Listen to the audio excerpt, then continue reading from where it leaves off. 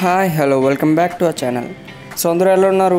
Hope so good. ఇప్పుడు అందరికీ ఉన్న మేజర్ డౌట్ ఏంటంటే ఏపీ ఎంసెట్ 2024 సీట్ అలాట్మెంట్ అనేది రిలీజ్ చేశారు. మీరు పెట్టిన వెబ్ ఆప్షన్స్కి మీకు ఎక్కడైతే ఏ కాలేజ్లో అయితే మీకు సీట్ వస్తుందో ఈరోజు అయితే తెలుస్తుంది. కాబట్టి సీట్ అలాట్మెంట్ చేసిన తర్వాత ఏం చేయాలి? కాలేజ్కి బ్యాగ్ వేసుకొని వెళ్ళిపోవడమేనా? కాదు, దానికి ఒక ప్రాసెస్ ఉంటుంది, ఒక ప్రొసెసర్ అనేది ఉంటుంది. సో అందరూ తెలుసుకోండి ఈ వీడియోతో. సో లేట్ చేయకుండా వీడియోలోకి వెళ్ళిపోదాం. సో ఫస్ట్ మీకు ఏంటంటే నేను క్లారిటీగా అయితే ఎక్స్ప్లెయిన్ చేస్తా, వీడియోని ఎండ్ వరకు చూడండి. So first AP EAMCET 2024 seat allotment అనేది ఎలా చెక్ చేసుకోవాలి, మాకు ఎలా తెలుస్తుంది ఎక్కడ సీట్ వచ్చిందా అనేది ఫస్ట్ చెప్తాను. ఓకే, ఎలా చెక్ చేసుకోవాలి? ఫస్ట్ అయితే మీరు ఏపీ ఎంసెట్ 2024 అఫీషియల్ వెబ్సైట్లోకి వెళ్ళాలి. నేను కింద డిస్క్రిప్షన్లో కూడా లింక్ ప్రొవైడ్ చేస్తా, వెళ్ళి లాగిన్ చేయండి. ట్యాబ్ మీద క్లిక్ చేస్తే మీకు లాగిన్ చేయడానికి అడిగిన ఇన్ఫర్మేషన్ అయితే మీరు ఇవ్వాల్సి ఉంటుంది. మీ hall ticket number, date of birth, మీ పాస్వర్డ్ ఏదైతే ఉన్నదో అవి మీరు అక్కడ ఇస్తే మీకు ఓపెన్ అవుతుంది. ఇంకా మీరు హ్యాపీగా డౌన్లోడ్ చేసుకోవచ్చు. సీట్ అలాట్మెంట్ లెటర్ అనేది డౌన్లోడ్ చేసుకొని ప్రింట్ తీయించుకుంటే సరిపోతుంది. ఓకే, నెక్స్ట్ మనం సీట్ అలాట్మెంట్ తర్వాత ఏం చేయాలి, దానికి ఏ స్టెప్స్ ఫాలో అవ్వాలి అనేది మీరు అసలు కంగారు పడద్దు, నేను క్లారిటీగా ఎక్స్ప్లెయిన్ చేస్తా. ఫస్ట్ అయితే మనం ఫీ పేమెంట్ గురించి మాట్లాడుకుందాం.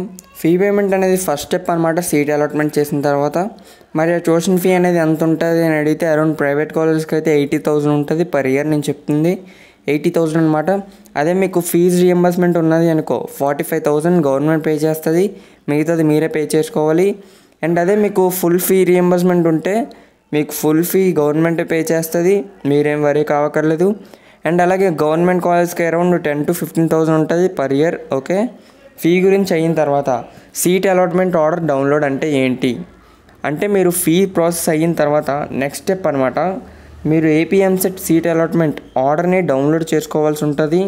సో ఎవరైతే ఫీ అమౌంట్ అనేది పే చేశారో వాళ్ళకి కాల్ లెటర్ అనేది రావడం జరుగుతుంది. ఆ కాల్ లెటర్ అనేది మీకు పీడిఎఫ్ ఫార్మాట్లో అయితే వస్తుంది. ఆ పీడిఎఫ్ కూడా మీకు ఈజీగా ఉంటుంది డౌన్లోడ్ చేసి ప్రింట్ తీసుకోవడానికి. సో ప్రింట్ తీసుకున్న తర్వాత ఏం చేస్తారు, నెక్స్ట్ స్టెప్ సీట్ యాక్సెప్టెన్స్ అనమాట. సో ఎవరైతే షార్ట్ లిస్ట్ అవుతారో అంటే సీట్ అలాట్మెంట్ అయిన తర్వాత షార్ట్ లిస్టెడ్ క్యాండిడేట్స్ ఎవరైతే ఉంటారో వారు సీట్ యాక్సెప్ట్ అయితే చేయాలన్నమాట. దానికి మళ్ళీ వేరే ప్రాసెస్ ఉంటుంది, మీకు మళ్ళీ మెయిల్ రావడం జరుగుతుంది, మెసేజ్ రావడం జరుగుతుంది. అండ్ నెక్స్ట్ మీరు సీట్ని యాక్సెప్ట్ చేసిన తర్వాత మీకు ఫిజికల్లీ రిపోర్ట్ చేయాల్సి ఉంటుంది కాలేజ్కి. అంటే మీరు కాలేజ్కి వెళ్ళి మీకు ఎక్కడైతే సీట్ అలాట్ చేశారో ఆ కాలేజ్కి అయితే మీరు రిక్వైర్డ్ డాక్యుమెంట్స్ పట్టుకొని వెళ్ళాలి. ఆ ఏ డాక్యుమెంట్స్ పట్టుకొని వెళ్ళాలో కూడా నేను క్లియర్గా చెప్తాను.